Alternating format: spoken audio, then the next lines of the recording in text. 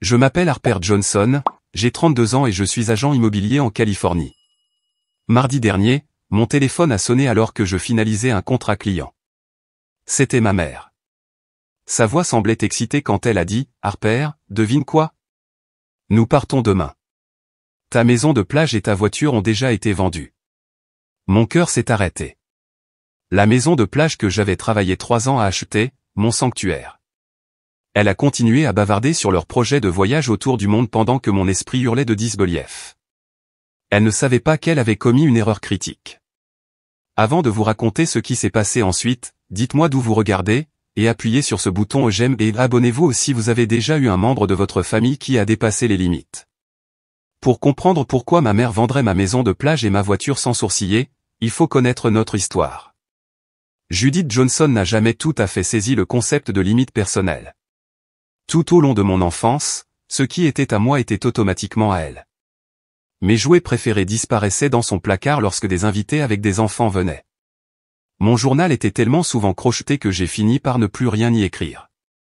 Mon argent d'anniversaire trouvait toujours le chemin de son sac pour le garder en sécurité, mais il me revenait rarement. Quand j'avais 15 ans, mon père est mort subitement d'une crise cardiaque. Il était le tampon entre ma mère et moi, la voix de la raison qui lui rappelait gentiment que mes affaires n'étaient pas des biens communs. Avec lui parti, j'ai perdu à la fois mon père et mon défenseur. L'héritage qu'il m'a laissé était heureusement bloqué dans une fiducie jusqu'à mes 25 ans, quelque chose dont ma mère s'est plainte pendant des années. 2 ans après la mort de papa, maman a rencontré Walter Carson lors d'une collecte de fonds communautaires. Ils se sont mariés 6 mois plus tard. Walter était assez gentil, mais complètement épris de ma mère. Il a cautionné son comportement, trouvant son impulsivité charmante et son mépris des limites comme un esprit libre. Avec Walter finançant ses caprices, le comportement de ma mère n'a fait qu'escalader. Pendant ma dernière année de lycée, j'ai économisé pendant des mois en travaillant après les cours dans un café local pour acheter une belle robe bleue pour le bal de promo. Je l'ai accrochée soigneusement dans mon placard, excité par la grande soirée. 2 jours avant le bal, je suis rentré à la maison pour trouver ma mère portant ma robe à un dîner avec Walter. Elle me l'a rendue avec des taches de vin sur le devant, haussant les épaules devant mes larmes avec « Tu peux toujours la porter ».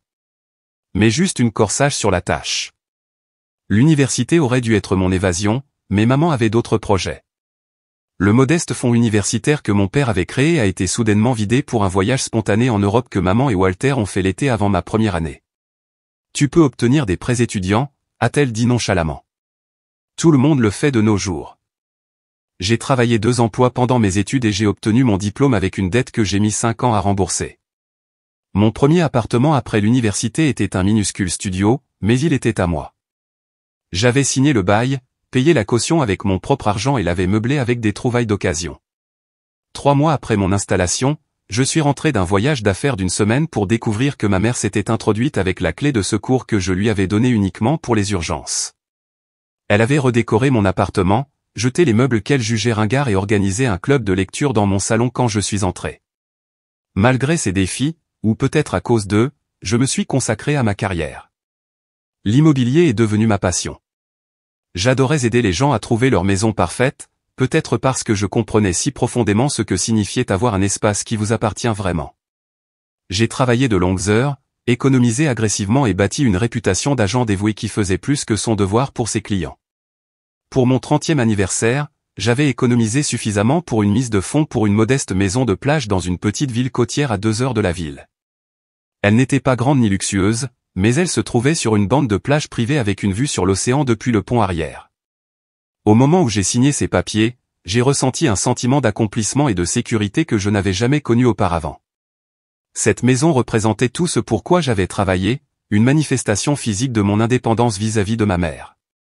J'avais délibérément omis de l'inscrire sur quelque document que ce soit, je n'avais pas demandé son avis sur l'achat, et je ne lui avais même pas donné de clé. La maison de plage est devenue mon sanctuaire. Les week-ends, quand je ne montrais pas de propriété, j'y allais pour m'asseoir sur le pont, écouter les vagues et me sentir vraiment en paix. Je l'ai décorée exactement comme je le voulais avec des meubles confortables, des murs bleu pâle et des coquillages que j'avais ramassés exposés sur des étagères ouvertes. Pour la première fois, j'avais créé un espace qui était entièrement à moi, intouché par la nature impulsive de ma mère. 6 mois après avoir acheté la maison de plage, j'ai reçu un appel de ma compagnie de carte de crédit signalant une activité inhabituelle. Quelqu'un avait utilisé ma carte pour acheter pour $2000 de vêtements de marque. Cette personne, bien sûr, était ma mère. Elle avait mémorisé mon numéro de carte après que j'ai fait une réservation de dîner pour son anniversaire. Lorsqu'elle a été confrontée, elle en a ri. J'allais te rembourser, Harper. Pas besoin d'être si dramatique. Après cet incident, j'ai pris des précautions supplémentaires. J'ai changé tous mes mots de passe, obtenu une nouvelle carte de crédit et gardé mes documents importants, y compris l'acte de propriété de la maison de plage, dans un coffre-fort à la banque. J'ai même acheté une Audi d'occasion comme deuxième voiture à garder à la maison de plage. En partie parce que c'était pratique, mais aussi parce que cela représentait une autre pièce de ma vie indépendante. Ma mère s'était portée garante pour ma première voiture quand j'avais 18 ans, quelque chose qu'elle ne m'a jamais laissé oublier. Cette voiture avait été achetée entièrement avec mon propre argent, bien que j'ai découvert plus tard qu'elle avait réussi à convaincre le concessionnaire d'ajouter son nom sur l'immatriculation, au cas où, en affirmant qu'elle m'aidait avec l'assurance. Rétrospectivement, j'aurais dû voir les avertissements.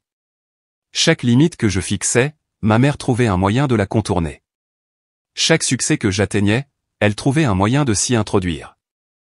Mais rien n'aurait pu me préparer à cet appel téléphonique du mardi après-midi qui allait tester les limites de notre relation déjà tendue. L'appel est arrivé à 15h45 un mardi après-midi.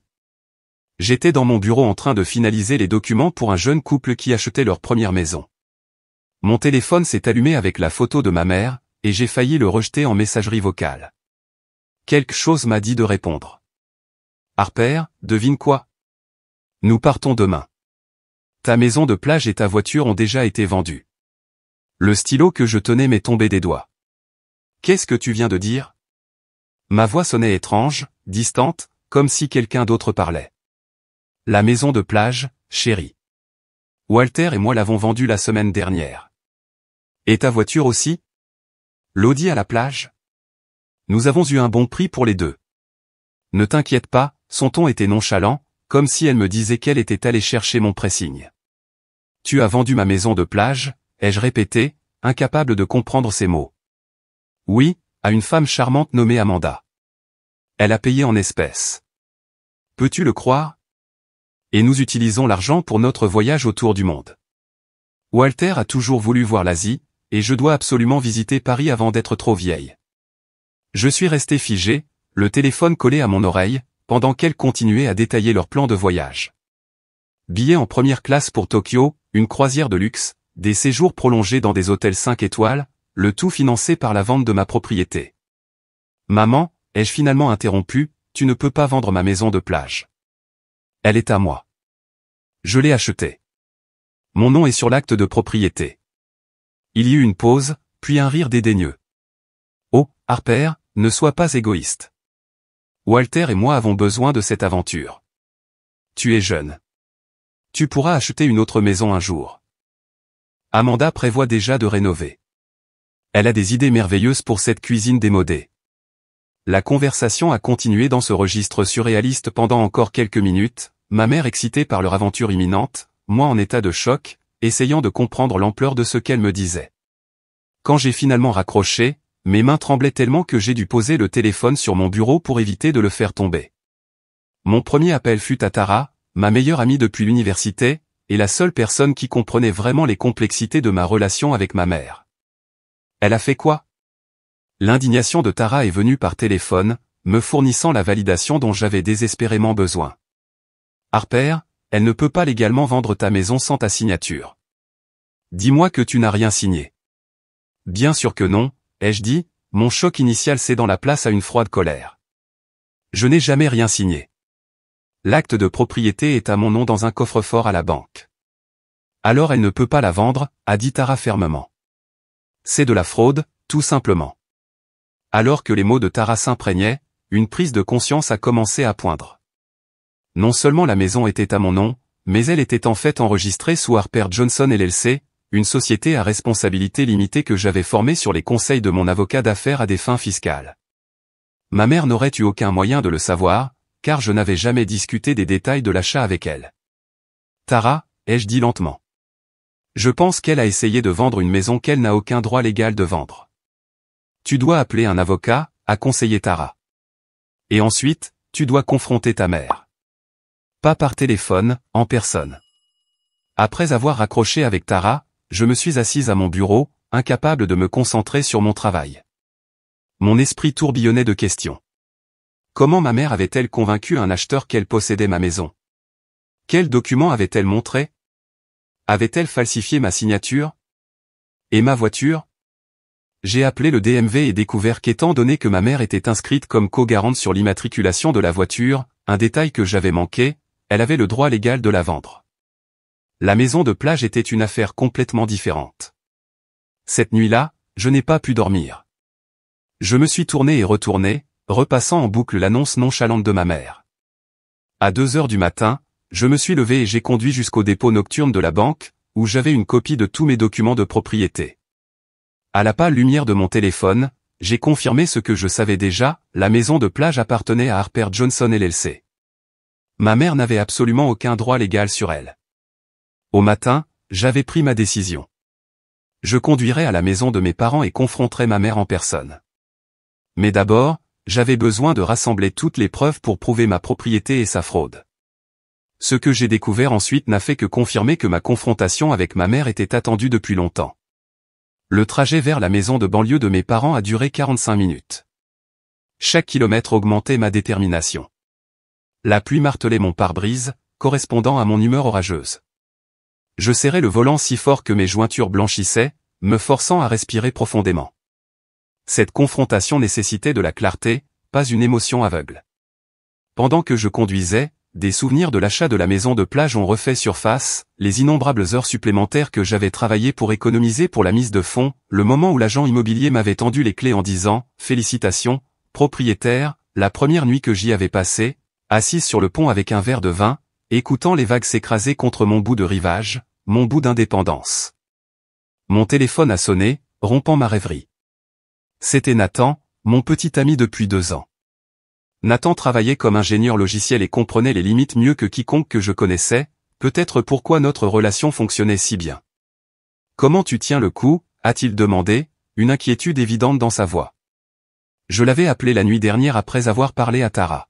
« Je conduis chez mes parents maintenant », ai-je répondu, toujours sous le choc, honnêtement. « Veux-tu que je te rejoigne là-bas ?» J'ai considéré son offre. Avoir le soutien de Nathan aurait aidé, mais c'était une confrontation que je devais gérer moi-même. Non, mais merci. C'est quelque chose que je dois faire seul. Je comprends. Appelle-moi après, d'accord? Peu importe comment ça se passe. Après avoir raccroché, j'ai passé un autre appel, celui à Laurence Mitchell, le conseiller financier de ma mère. Laurence m'avait contacté plusieurs fois ces dernières années avec des préoccupations concernant les habitudes de dépenses de ma mère, bien que les règles de confidentialité limitent ce qu'il pouvait partager. « Harper, » a répondu Laurence, « sont-on sérieux? J'espérais que tu appellerais. »« Est-ce à propos de la maison de plage ?» ai-je demandé, sachant déjà la réponse. Entre autres choses, a-t-il confirmé. « Votre mère a retiré une somme considérable hier. Elle a mentionné un voyage. » Mon estomac s'est serré. Elle a déjà transféré l'argent de la vente? Oui. J'ai déconseillé un retrait aussi important, mais elle a insisté. Laurence ne pouvait pas partager les détails spécifiques des comptes de ma mère, mais en lisant entre les lignes, j'ai compris sa préoccupation. Ma mère et Walter vivaient au-dessus de leurs moyens depuis des années, dépensant l'épargne retraite de Walter. Ce voyage autour du monde n'était pas seulement une aventure impulsive, c'était financièrement imprudent. Laurence, ai-je dit prudemment. La vente de la maison de plage n'était pas légitime. Je ne l'ai jamais autorisée. La propriété est enregistrée sous ma LLC. Son souffle coupé m'a tout dit. Harper, c'est sérieux. Si ma mère a reçu de l'argent pour une vente frauduleuse, je sais que je m'en occupe aujourd'hui.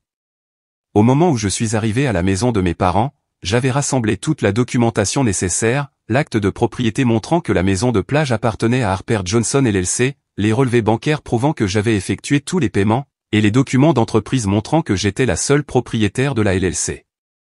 J'avais également parlé brièvement à mon avocat, qui avait confirmé que toute vente que ma mère avait tenté de réaliser était invalide et potentiellement frauduleuse.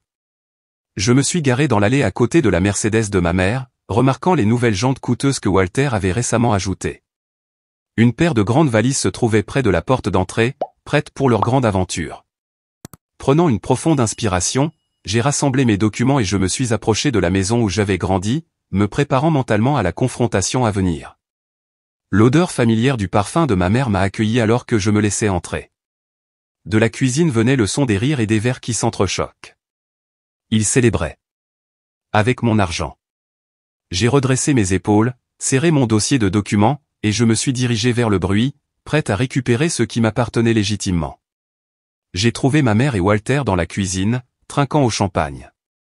Des brochures de voyage recouvraient le plan de travail en granit à côté des billets d'avion imprimés et des confirmations d'hôtel. Ma mère a levé les yeux quand je suis entré, son visage s'éclairant sans aucune trace de culpabilité. « Harper, quelle agréable surprise. Veux-tu du champagne ? Nous célébrons. » Elle a fait un geste vers une bouteille de Dom Pérignon à moitié vide. « Non, merci », ai-je répondu, gardant ma voix égale. Je pensais que nous devrions parler de la maison de plage. Oh, ça, a-t-elle fait un geste dédaigneux. J'allais t'appeler plus tard avec tous les détails de la vente. Amanda l'a acheté 300 000 $. Peux-tu le croire? Cette petite maison. Ma maison de plage valait bien plus de 400 000 $ sur le marché actuel. L'idée que ma mère sous-évalue ma propriété a ajouté une autre couche de colère, mais je l'ai contenue. Veux-tu rester pour dîner? A demandé Walter, clairement mal à l'aise de ma présence inattendue. Ta mère a fait des réservations à la maison pour cette heure. En fait, je pense que nous devons parler maintenant, ai-je dit fermement. De la maison de plage et de la voiture. Ma mère a soupiré dramatiquement. Harper, il n'y a rien à discuter. Les transactions sont faites. Amanda a déjà commencé les rénovations dans la maison, et la voiture a été vendue à un concessionnaire. L'argent est utilisé à bon escient. Elle a fait un geste vers les brochures de voyage.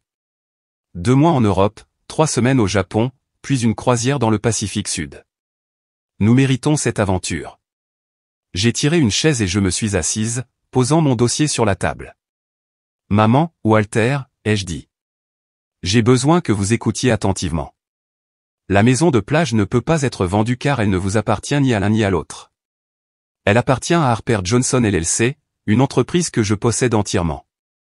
Ma mère a ri, son rire était sec. Ne sois pas ridicule, Harper. Ton nom est sur l'acte de propriété, et je suis ta mère. J'ai signé pour toi. Tu as falsifié ma signature, ai-je demandé en levant un sourcil. Elle a eu la décence de paraître légèrement embarrassée. Pas falsifié. Signé en tant que ta représentante. Je suis ta mère. Être ma mère ne te donne pas une procuration, ai-je dit en ouvrant mon dossier. Et la maison n'est pas à mon nom personnel. Elle appartient à ma LLC. J'ai glissé l'acte de propriété sur la table. Ceci est l'acte de propriété réel, celui enregistré auprès du comté. Tu as vendu une maison que tu n'as aucun droit légal de vendre. Walter a ramassé le document, son visage pâlissant en lisant. Ma mère a refusé de le regarder, prenant plutôt une grosse gorgée de champagne. C'est une erreur, a-t-elle insisté. La vente est définitive. Amanda a les clés. Amanda a les clés parce que tu avais une copie, que tu n'aurais jamais dû faire sans ma permission. Mais elle n'a pas la propriété légale. Toute vente que tu as conclue est invalide. Tu as commis une fraude. Maman, Walter a reposé le document, son expression grave. Judith, savais-tu pour cette LLC? La contenance de ma mère s'est finalement fissurée. Comment étais-je censé savoir, Harper? Tu as créé une entreprise sophistiquée. Elle a acheté une maison. J'ai vendu une maison. Nous avons besoin de ce voyage, Walter. L'acompte pour la croisière n'est pas remboursable. J'ai étalé les documents restants un par un. Ceci est l'enregistrement de la LLC montrant que je suis la seule propriétaire. Ce sont les relevés bancaires montrant que j'ai effectué tous les paiements hypothécaires. C'est une attestation du Bureau des impôts fonciers montrant que les taxes sont payées par la LLC. J'ai fait une pause. Et ceci est une lettre de mon avocat indiquant que toute tentative de vente de la propriété sans autorisation appropriée constitue une fraude. La couleur a quitté le visage de ma mère. Tu poursuivrais ta propre mère? Je ne veux poursuivre personne, ai-je dit honnêtement. Ce que je veux, c'est que tu contactes Amanda immédiatement, que tu lui rendes tout l'argent qu'elle t'a payé, et que tu expliques qu'il y a eu une terrible erreur. La maison n'est pas à vendre. Nous ne pouvons pas rendre l'argent, a dit Walter calmement. Il a été dépensé. Ma mère lui a lancé un regard furieux. Walter, ce n'est pas utile. Tout dépensé, ai-je demandé avec incrédulité. La vente remonte à moins d'une semaine. Les acomptes? Ma mère a dit vaguement. Pour le voyage, et j'ai acheté quelque chose dont nous avions besoin. Walter avait l'air vaincu. La croisière exigeait 50% d'avance. Les hôtels avaient besoin d'acompte. Les billets d'avion en première classe n'étaient pas remboursables. Je me suis efforcé de garder mon sang-froid. Et ma voiture? Et cet argent? Disparu, a admis ma mère, le menton légèrement relevé avec défi. Vraiment, Harper, tu exagères. Tu peux acheter une autre voiture, et Amanda prendra bien soin de la maison de plage. La maison de plage n'est pas à elle de prendre soin, ai-je dit, ma voix s'élevant malgré mes efforts pour rester calme. Tu as vendu une propriété qui ne t'appartient pas. C'est illégal. Alors, qu'est-ce que tu attends de nous, a exigé ma mère, les larmes lui remplissant les yeux. Les larmes avaient toujours fonctionné sur papa, sur Walter, même sur moi par le passé. Pas aujourd'hui. J'attends que tu corriges cela, ai-je dit fermement. Appelle Amanda. Dis-lui la vérité. Trouve comment lui rendre son argent. Mais notre voyage, a-t-elle murmuré, n'a pas lieu, ai-je terminé pour elle. Pas avec de l'argent volé. Les larmes de ma mère se sont transformées en rage instantanément. Comment oses-tu? Après tout ce que j'ai fait pour toi. C'est ainsi que tu me rembourses, en ruinant notre voyage de rêve, en m'appelant une voleuse. Walter a posé une main sur son bras pour la retenir. Judith, Harper a raison. Nous ne pouvons pas vendre une propriété qui n'est pas la nôtre. Ma mère a retiré son bras. Ne prends pas son parti. Nous méritons ce voyage. Nous avons travaillé dur toute notre vie. Harper est jeune. Elle a tout son temps pour acheter une autre maison, une autre voiture. Ce n'est pas le problème, ai-je dit, rassemblant mes documents et me levant. Le problème, c'est que tu as pris quelque chose que tu n'étais pas censé prendre, encore. Tu fais ça toute ma vie, maman. Prendre mes affaires, ignorer mes limites, agir comme si tout ce qui m'appartient est aussi à toi par extension. Ça s'arrête maintenant. Le visage de ma mère s'est effondré. De vraies larmes, remplaçant les larmes manipulatrices. Tu es tellement égoïste. Tu as toujours été égoïste, tout comme ton père. J'ai failli rire de l'ironie. Papa était la personne la moins égoïste que j'ai jamais connue. Il était le seul à m'avoir jamais protégé de ton droit. Walter s'est levé, son expression sérieuse. Harper, que veux-tu que nous fassions maintenant, spécifiquement? J'ai apprécié sa question pratique, une bouée de sauvetage dans la mer orageuse des émotions de ma mère. Appelle Amanda aujourd'hui. Explique la situation. Contacte ta banque et voici des acomptes peuvent être remboursés, et prépare-toi à faire face aux conséquences si Amanda décide d'intenter une action en justice. Ma mère a poussé un hurlement. Une action en justice? Elle oserait. Elle serait dans son droit, ai-je souligné. Tu lui as vendu une maison que tu ne possèdes pas. Alors que la réalité de la situation s'est enfin imposée, ma mère s'est effondrée sur une chaise, son grand rêve s'évaporant devant ses yeux. Walter avait l'air sous le choc, voyant enfin toute l'étendue des actions de ma mère. Je vais appeler Amanda, a-t-il dit calmement. Et la banque. Et si nécessaire, nous pourrons contracter un prêt sur valeur domiciliaire pour la rembourser. La tête de ma mère a claqué. Un prêt sur notre maison. Mais nous venons de refinancer l'année dernière. Les pièces du puzzle se sont soudainement assemblées. Leur rénovation constante, les voitures de luxe, les vacances chères, tout cela financé par des prêts sur la valeur nette de leur maison. Mes parents étaient noyés dans les dettes, et la vente de ma maison de plage avait été la tentative désespérée de ma mère de financer une dernière aventure extravagante avant que la réalité ne les rattrape. J'ai ressenti une pointe de pitié, rapidement remplacée par de la résolution. Ce schéma devait cesser, pour le bien de tous. Appelle-moi après avoir parlé à Amanda, ai-je dit en me retournant pour partir. Harper, a appelé ma mère, sa voix petite. Et pour ta voiture? J'ai fait une pause. La voiture est partie. Tu avais le droit légal de la vendre en tant que co-garante. Considère cela comme mon dernier cadeau pour toi. En sortant de la porte, laissant ma mère en larmes et Walter appelant frénétiquement leur banque, j'ai ressenti un étrange mélange de tristesse et de libération. La confrontation avait été nécessaire, douloureuse et attendue depuis longtemps. Ce que je ne savais pas encore, c'est à quel point les conséquences atteindraient profondément toutes nos vies. Le lendemain matin, j'ai rencontré Brian Cohen, mon avocat, dans son bureau du centre-ville. Les murs étaient tapissés de livres de droit, donnant à l'espace une atmosphère sérieuse et savante qui correspondait à mon humeur. Alors, votre mère a vendu une maison qu'elle n'avait aucun droit légal de vendre ? Brian a résumé après que j'ai expliqué la situation. Et l'acheteur a déjà pris possession et commencé les rénovations. Oui, ai-je confirmé. Amanda Thorne. Apparemment, elle a déjà commencé à rénover la cuisine. Brian a pris des notes sur un bloc-notes jaune. C'est simple d'un point de vue juridique. La vente est invalide. Miss Thorne a une créance contre votre mère pour le montant total plus les dommages et intérêts. Cependant, le recouvrement de cet argent peut être difficile compte tenu de la situation financière des Carson. Devrais-je aller au tribunal ? Pas nécessairement. Nous pouvons déposer immédiatement une attestation de propriété auprès du bureau du registre du comté pour éviter toute confusion supplémentaire. Ensuite, nous devons contacter Miss Thorne directement pour expliquer la situation. J'ai bougé inconfortablement. Je me sens mal pour elle. Elle pensait faire un achat légitime. C'est compréhensible, a dit Brian. Mais légalement, vous n'avez aucune obligation de respecter une vente frauduleuse. Les recours de Miss Thorne sont contre votre mère. Après avoir quitté le bureau de Brian, j'ai reçu un appel de Walter. Sa voix semblait tendue, vaincue. Nous avons parlé à Amanda, a-t-il dit sans préambule. Elle était contrariée, pour le moins dire. Elle a déjà dépensé $20 000 en rénovation de cuisine. J'ai grimacé. Qu'a-t-elle dit ? Elle a menacé de poursuivre en justice. Je ne la blâme pas, Judith est hors d'elle.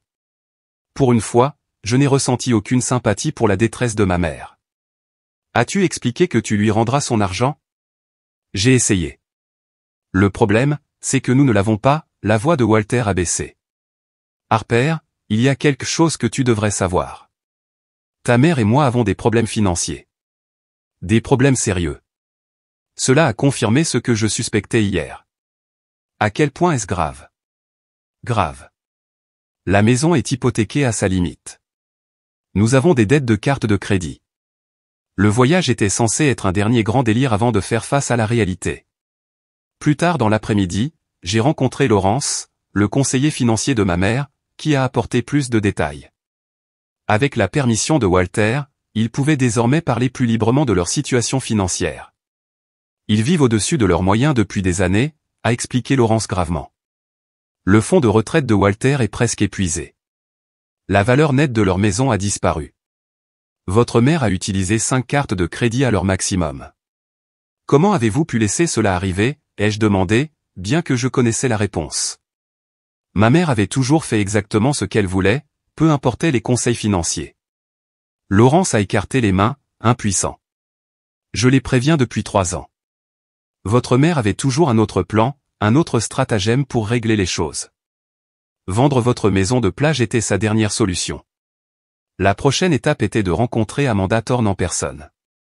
Brian a organisé une réunion dans son bureau, un territoire neutre pour ce qui promettait d'être une conversation difficile. Amanda est arrivée exactement à l'heure, une femme élégante dans la quarantaine avec un air de prospérité confiante. Son expression était orageuse. J'ai acheté cette maison de bonne foi, a-t-elle dit avant même de s'asseoir. J'ai les papiers. J'ai dépensé de l'argent en rénovation. Et maintenant, j'apprends que c'était une arnaque. Pas une arnaque, ai-je corrigé doucement. Une grave erreur de jugement de ma mère. Elle n'avait aucun droit légal de vendre la propriété. Alors, je perds juste $20 000 en rénovation et les $300 000 que je lui ai payés ? Brian a ajouté calmement. Madame Thorne, vous avez une réclamation légale claire contre Judith Carson pour le montant total plus les dommages et intérêts. Cependant, le recouvrement de cet argent peut être difficile compte tenu de la situation financière des Carson. L'expression d'Amanda s'est assombrie davantage. Ils sont fauchés, n'est-ce pas ? C'est pourquoi ils ont vendu une maison qui ne leur appartenait pas. J'ai hoché la tête à contre-cœur. Mon beau-père explore des options pour trouver l'argent nécessaire pour vous rembourser. Ils devront peut-être vendre leur maison. Après 2 heures de négociations tendues, nous sommes parvenus à un accord. Amanda cesserait immédiatement toutes les rénovations et quitterait la propriété dans les 7 jours. Mes parents lui rendraient son acompte de $100 000 immédiatement, le reste devant être payé en versement mensuel garanti par une hypothèque sur leur maison. Amanda serait indemnisée pour les rénovations qu'elle avait déjà effectuées, ce qui, ironiquement, avait augmenté la valeur de ma maison de plage. Quant à ma voiture, elle était vraiment partie. Ma mère l'avait vendue légalement à un concessionnaire qui l'avait déjà revendue à un autre acheteur. Les $15 000 de cette vente avaient été déposés sur le compte de mes parents et dépensés en acompte de voyage, dont la plupart n'étaient pas remboursables. La réunion avec Amanda s'est conclue par des accords signés et un palpable sentiment de soulagement que le litige ait été évité. Alors qu'elle partait, Amanda s'est arrêtée. « Votre mère semblait tellement légitime », a-t-elle dit en secouant la tête. Elle avait les clés. Elle connaissait tous les détails de la maison. Elle a rendu visite plusieurs fois, ai-je admis. Elle a fait des copies des clés sans que je le sache. Amanda m'a regardé avec une nouvelle sympathie. La famille peut être compliquée. Cette simple déclaration portait le poids de la compréhension qui ne vient que de l'expérience personnelle. J'ai hoché la tête, reconnaissante de sa compassion inattendue. Les retombées financières pour mes parents ont été graves. Leur voyage de rêve annulé. Ils étaient maintenant confrontés à la réalité de leur situation financière précaire. Walter, à son crédit, a assumé la responsabilité. Il a organisé une rencontre avec un conseiller financier, mis sa maison en vente, et trouvé un appartement modeste qu'il pouvait se permettre avec son revenu de retraite réduit. Ma mère, comme prévu, n'a pas bien géré la transition. Elle alternait entre l'auto-apitoiement larmes et la récrimination amère, me blâmant pour leur effondrement financier. Le fait que leurs habitudes de dépenses au fil des ans aient créé le problème semblait hors de sa compréhension. 2 semaines après la confrontation, Walter m'a appelé pour me dire qu'ils avaient accepté une offre pour leur maison. Les bénéfices couvriraient leurs dettes envers Amanda et la plupart de leurs dettes de carte de crédit, mais peu autre chose. Leur style de vie luxueux était terminé. « Elle te blâme », a dit Walter calmement. « Mais je veux que tu saches que moi, non. C'est arrivé depuis longtemps. » J'ai apprécié son honnêteté, mais cela n'a guère soulagé les émotions complexes que je ressentais à propos de la situation. Ma relation avec ma mère avait fondamentalement changé, peut-être irrémédiablement. La maison de plage m'appartenait à nouveau, mais à quel prix pour notre famille? Une fois les questions juridiques réglées, je suis retourné à ma maison de plage un vendredi soir. Le soleil couchant projetait de longues ombres sur le pont, où les matériaux de construction d'Amanda étaient encore dispersés. À l'intérieur, la cuisine était à moitié démolie, les portes des placards manquantes, les comptoirs partiellement retirés. Le désordre physique reflétait mon état émotionnel. Je me suis assise sur les marches menant à la plage, le téléphone à la main. Nathan a répondu au premier appel. « Comment ça se présente ?» a-t-il demandé. « Comme une zone sinistrée », ai-je répondu. « Mais réparable. Tu veux de la compagnie ?» J'ai hésité. Une partie de moi voulait être seule avec mes pensées, mais une plus grande partie aspirait à la présence stable de Nathan. « Oui, s'il te plaît. » En attendant que Nathan arrive, j'ai appelé Tara. « Comment tu tiens le coup ?» a-t-elle demandé, une inquiétude évidente dans sa voix. « Honnêtement, je ne sais pas », j'ai regardé les vagues arriver, trouvant leur rythme apaisant. Je me suis opposé à ma mère, ce qui me semble juste. Mais tout est cassé maintenant, notre relation, la maison, ma confiance. Certaines choses doivent se casser avant de pouvoir être réparées correctement, a observé Tara. Tu as passé toute ta vie à accommoder le comportement de ta mère. Peut-être que ce point de rupture était nécessaire. Ces mots résonnaient profondément en moi. Peut-être que cette rupture douloureuse était la seule façon d'aller de l'avant, le seul chemin vers une relation plus saine, ou du moins vers ma propre tranquillité d'esprit. La semaine suivante s'est avérée difficile au travail. Malgré tous mes efforts pour compartimenter, mon tourment personnel a affecté ma performance professionnelle. J'étais distraite lors des réunions clients, oubliant des détails que je gardais normalement sans effort à l'esprit. Diana Foster, ma patronne, m'a convoqué dans son bureau jeudi après-midi. Avec 20 ans d'expérience dans l'immobilier et une réputation de franchise, Diana n'était pas du genre à ignorer les problèmes. « Harper », a-t-elle dit en m'invitant à m'asseoir. « Tu n'es pas dans ton assiette cette semaine. Qu'est-ce qui se passe? J'ai brièvement expliqué la situation avec ma mère et la maison de plage. Diana a écouté attentivement, puis s'est penchée en avant. Prends demain de congé. Occupe-toi de ta maison. Occupe-toi de tes émotions. Mais lundi, j'ai besoin que tu reviennes à 100%. Nos clients le méritent. Ces mots étaient fermes mais gentils, un rappel de mes responsabilités professionnelles sans rejeter mes difficultés personnelles. J'ai apprécié son approche directe. Merci, Diana. Je serai prête lundi. Le week-end à la maison de plage avec Nathan s'est avéré thérapeutique. Nous avons nettoyé les débris de construction d'Amanda et fait des projets pour achever correctement la rénovation de la cuisine. L'esprit pratique et orienté solution de Nathan était exactement ce dont j'avais besoin. Tu sais, a-t-il dit alors que nous étions assis sur le pont samedi soir, ce pourrait être un bon moment pour séparer complètement tes finances de celles de tes parents. J'ai hoché la tête. J'ai pensé la même chose. Ma mère a toujours accès à un compte d'épargne que j'avais ouvert à l'université. Il est temps de fermer ça et de mettre à jour vos contacts d'urgence partout, a suggéré Nathan. Assure-toi qu'elle ne peut plus modifier aucun de tes comptes ou services. Au cours des semaines suivantes, j'ai méticuleusement démêlé ma vie financière de la portée de ma mère. J'ai fermé les comptes joints, les retiré en tant qu'utilisatrice autorisée des services, changé les mots de passe et mis à jour les informations de contact. Chaque changement ressemblait à une autre brique dans le mur de limites que je construisais enfin. 3 semaines après la confrontation, j'ai accepté à contre-cœur de rencontrer ma mère pour prendre un café. Walter m'avait appelé, inquiet de son état émotionnel, suggérant qu'un certain contact pourrait aider. Nous nous sommes rencontrés dans un lieu neutre, un café à mi-chemin entre nos maisons. Ma mère avait l'air différente, plus petite d'une certaine manière, sans ses vêtements de marque habituels et son maquillage parfait. Le stress de leur effondrement financier se lisait dans les nouvelles rides autour de ses yeux. « Merci d'être venu », a-t-elle dit sèchement alors que je m'asseyais. J'ai hoché la tête, incertaine de savoir par où commencer. La colère qui m'avait alimenté pendant notre confrontation s'était dissipée, laissant place à des émotions complexes.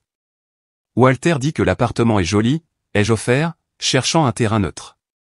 Il est minuscule, a-t-elle répondu, un éclair de l'ancienne amertume refaisant surface. Et dans un quartier terrible. Il est à Oakwood, ai-je souligné. Ce n'est pas vraiment un quartier terrible. Elle a haussé les épaules, remuant inutilement son café.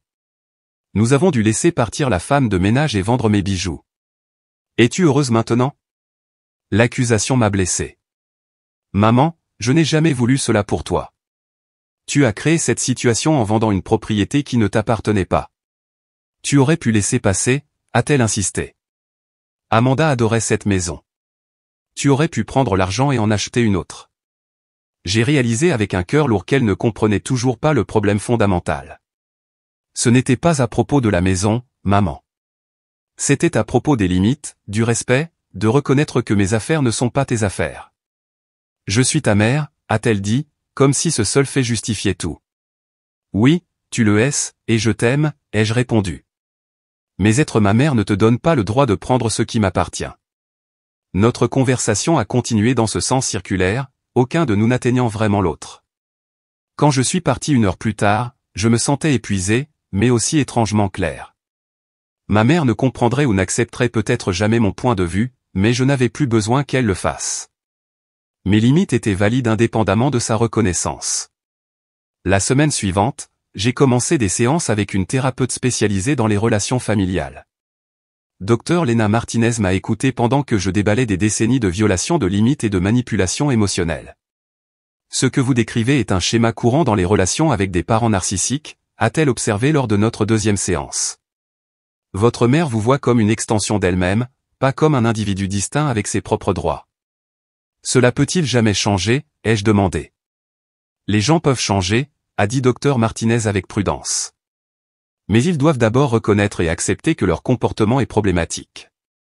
Votre mère a-t-elle montré le moindre signe qu'elle reconnaît que ses actions sont mauvaises? J'ai pensé à notre conversation au café, à l'insistance continue de ma mère selon laquelle vendre ma maison de plage avait été raisonnable, justifié, voire généreux à ses yeux. Non, ai-je admis. Elle pense toujours que c'est moi qui suis déraisonnable. Alors votre cheminement futur pourrait ne pas impliquer de la changer, mais plutôt de changer votre façon d'y réagir. construire et maintenir des limites saines sera essentiel. Ces mots sont devenus mon mantra dans les mois qui ont suivi. Je ne pouvais pas changer ma mère, mais je pouvais changer notre dynamique en tenant fermement à mes limites. Entre-temps, j'ai acheté une nouvelle voiture, une Honda pratique plutôt qu'une autre Audi. La voiture représentait un nouveau départ, une autre partie de ma vie retrouvée. La rénovation de la cuisine de la maison de plage a été achevée, effaçant les vestiges physiques de la brève propriété d'Amanda. Lentement, mon sanctuaire est revenu à la normale, bien que je me retrouve à le regarder avec de nouveaux yeux, appréciant encore plus profondément sa signification dans ma vie. Walter m'appelait occasionnellement, me tenant au courant de leur adaptation à leur nouvelle réalité financière. Ma mère avait trouvé un emploi à temps partiel dans une boutique, son premier emploi depuis des décennies. Elle refusait de me parler directement, transmettant les messages par l'intermédiaire de Walter. La distance me faisait mal, mais je reconnaissais que c'était nécessaire pour l'instant. Nathan est resté un soutien constant, ne me poussant jamais à me réconcilier avec ma mère avant que je ne sois prête, ne suggérant jamais que les liens familiaux devraient primer sur mon besoin de limites saines. Ses propres parents, chaleureux et respectueux, qui lui rendaient visite occasionnellement depuis Seattle, lui ont fourni un modèle de ce que les relations parents-enfants peuvent être à leur meilleur. 6 mois après l'incident de la maison de plage, je me sentais plus forte, plus claire sur ma valeur et mes droits. La douleur n'avait pas complètement disparu, mais elle s'était transformée en quelque chose de plus gérable, une douleur sourde plutôt qu'une blessure vive. Et dans cette transformation, j'ai trouvé un cadeau inattendu, la liberté de définir mes relations selon mes propres termes, d'aimer sans renoncer à mon sens de moi-même.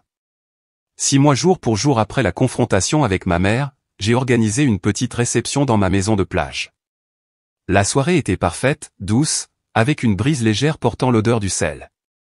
Tara et son mari Mike, Nathan, et 2 collègues proches du travail étaient assis sur le pont alors que le soleil commençait sa descente vers l'horizon. La maison elle-même avait subi une transformation.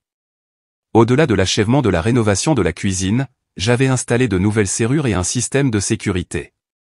Ces changements pratiques représentaient quelque chose de plus profond, mon engagement à protéger ce qui m'appartenait, à maintenir les limites pour lesquelles j'avais tant travaillé. Alors que nous dégustions notre dîner sur le pont, la conversation coulant facilement entre amis, mon téléphone a vibré avec un message texte. C'était de Walter. Nous aimerions passer demain si c'est pratique. Ta mère a quelque chose à dire. J'ai montré le message à Nathan, qui a haussé un sourcil. Es-tu prête pour ça? J'ai sérieusement considéré la question. Il y a 6 mois, la réponse aurait été un non catégorique.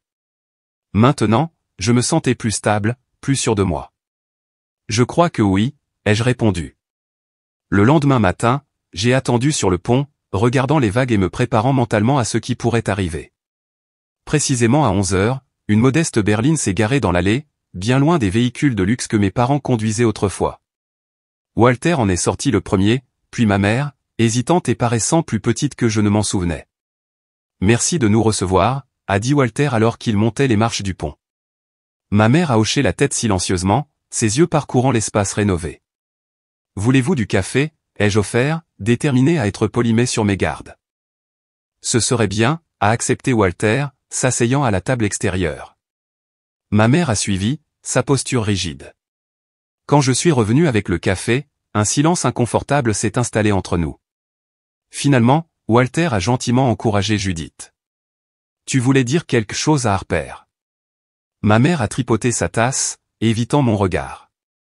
La maison a l'air bien, a-t-elle dit finalement. La nouvelle cuisine. Merci, ai-je répondu, attendant. Elle a pris une profonde inspiration. Je vois quelqu'un, un conseiller, pour mes problèmes d'argent et de limites. Les mots semblaient lui causer une douleur physique. Elle m'a suggéré de te parler directement pour reconnaître ce que j'ai fait. Je suis restée silencieuse, lui laissant l'espace pour continuer. Je n'aurais pas dû essayer de vendre ta maison, a-t-elle dit finalement. C'était mal. Le conseiller dit que j'ai du mal à respecter la propriété et les limites des autres, que j'agis avec droit. Elle a jeté un coup d'œil à Walter, qui a hoché la tête avec encouragement. J'essaie de comprendre cela. Venant de ma mère, cet aveu hésitant et incomplet représentait un progrès significatif. Pas une excuse complète, pas une compréhension complète, mais un premier pas, merci de me dire cela, ai-je dit prudemment. Ça me touche beaucoup de t'entendre le dire. Nous avons fait d'autres changements, a ajouté Walter. Conseil financier, un budget strict. L'appartement est payé maintenant. Plus de prêts hypothécaires. Nous apprenons à vivre selon nos moyens. Ma mère a levé les yeux, rencontrant enfin mon regard. Tu me manques, Harper. Mais je comprends pourquoi tu avais besoin d'espace par rapport à moi. Le simple aveu a fait venir des larmes inattendues dans mes yeux. Tu me manques aussi, maman, ai-je dit. Mais les choses devaient changer entre nous. Pouvons-nous recommencer, a-t-elle demandé, une vulnérabilité dans sa voix que j'avais rarement entendue. Pas recommencer, ai-je clarifié. Je ne veux pas effacer ce qui s'est passé. Mais nous pouvons avancer avec des limites claires. Ma mère a hoché la tête lentement. Ta conseillère a aussi utilisé ce mot. Limite. C'est difficile pour moi à comprendre parfois. Je sais, ai-je reconnu, mais c'est important. Notre conversation a continué, hésitante et parfois maladroite, mais plus honnête que toutes celles que nous avions partagées depuis des années. Ma mère parlait de son travail à la boutique, combien il était étrange de gagner à nouveau son propre argent. Walter partageait leur projet de faire un modeste voyage sur la côte, une version réduite du tour du monde qu'ils avaient autrefois planifié. Alors qu'ils se préparaient à partir, ma mère s'est arrêtée, regardant l'océan. C'est vraiment un endroit magnifique, Harper. Tu as choisi. Eh bien, ce simple compliment, reconnaissant mon choix plutôt que le critiquant ou le revendiquant, semblait significatif. Merci, maman. Après leur départ, je suis descendu au bord de l'eau, laissant l'eau froide me laver les pieds. La relation avec ma mère ne serait jamais parfaite, nécessiterait toujours de la vigilance et des limites claires de ma part. Mais peut-être qu'elle pourrait être quelque chose de nouveau, quelque chose de plus sain qu'auparavant. Dans les semaines qui ont suivi, j'ai continué mes séances de thérapie, travaillant à travers les émotions complexes liées à mon histoire familiale. Dr Martinez m'a aidé à reconnaître que maintenir des limites n'était pas égoïste, mais nécessaire, pas punitif, mais protecteur. Des limites saines ne sont pas des murs, a-t-elle expliqué. Ce sont des ponts qui permettent aux relations d'exister sans endommager aucune partie. Nathan et moi nous sommes rapprochés grâce à la crise, son soutien indéfectible n'ayant jamais faibli. Un soir, alors que nous regardions le coucher de soleil depuis mon pont, il s'est tourné vers moi avec des yeux sérieux. J'ai pensé à nous, à l'avenir, a-t-il commencé. Voir comment tu as géré tout ça avec ta mère, à quel point tu étais forte, ça m'a fait réaliser quelque chose. Qu'est-ce que c'est, ai-je demandé, curieuse. Que je veux construire une vie avec quelqu'un qui connaît sa propre valeur, qui se défend même quand c'est difficile, quelqu'un comme toi. La relation qui avait été une source de réconfort pendant la crise évoluait vers quelque chose de plus profond, un partenariat basé sur le respect mutuel et l'admiration. Tara a remarqué le changement en moi lors de notre déjeuner mensuel. Tu sembles différente, a-t-elle observé. Plus posée. Je me sens différente, ai-je admis. Comme si je connaissais enfin mes limites, si ça a du sens. Ça a parfaitement du sens, a-t-elle hoché la tête. Tu sais ce que j'admire le plus dans la façon dont tu as géré tout ça? Tu es resté ferme sans devenir amère. Ce n'est pas facile. Au travail, ma concentration est revenue plus forte que jamais. Diana a commenté une clôture particulièrement réussie. Quoi que tu aies traversé ces derniers mois, cela t'a rendue plus aiguisée, plus confiante. Un dimanche soir calme, exactement un an après l'appel fatidique de ma mère, je me suis assise seule sur le pont de ma maison de plage. La propriété était devenue encore plus précieuse pour moi, non seulement en tant qu'actif financier, mais aussi comme symbole de mon voyage. Chaque vague qui roulait sur le rivage semblait murmurer, leçons apprises. Fais-toi confiance. Protège ce qui compte. Tiens bon, mais reste ouverte. Mon téléphone a vibré avec un message de ma mère. Je pense à toi aujourd'hui. Reconnaissante pour les secondes chances. Court mais sincère. Une petite reconnaissance de notre histoire partagée et de notre début timide. J'ai répondu par un texte, moi aussi. Viens dîner le week-end prochain. Alors que le soleil plongeait sous l'horizon, peignant le ciel d'orange et de roses éclatants, j'ai réfléchi au chemin qui m'avait amené ici. La confrontation douloureuse avait été nécessaire, les limites essentielles. Mais l'histoire ne s'était pas terminée avec la rupture des liens. Au lieu de cela, elle avait évolué vers quelque chose d'inattendu, une chance de construire des relations basées sur la vérité plutôt que sur l'obligation, sur le respect plutôt que sur le droit. La maison de plage se tenait toujours, plus solidement mienne que jamais. Mais j'avais acquis quelque chose de bien plus précieux que la propriété, la confiance nécessaire pour définir ma propre vie, pour tracer mes propres lignes, pour être l'auteur de ma propre histoire. Avez-vous déjà dû établir des limites avec des membres de votre famille qui les dépassaient continuellement? Cela peut être l'une des choses les plus difficiles que nous rencontrons dans les relations. Partagez vos expériences dans les commentaires ci-dessous et faites-moi savoir si vous avez trouvé des moyens de maintenir des limites saines tout en préservant les liens familiaux. Si cette histoire vous a touché, veuillez aimer cette vidéo et vous abonner à la chaîne pour plus d'histoires réelles sur la gestion de dynamiques familiales complexes. Merci de m'avoir écouté, et rappelez-vous, protéger vos limites n'est pas égoïste. C'est un acte d'amour-propre qui, au final, bénéficie à toutes vos relations.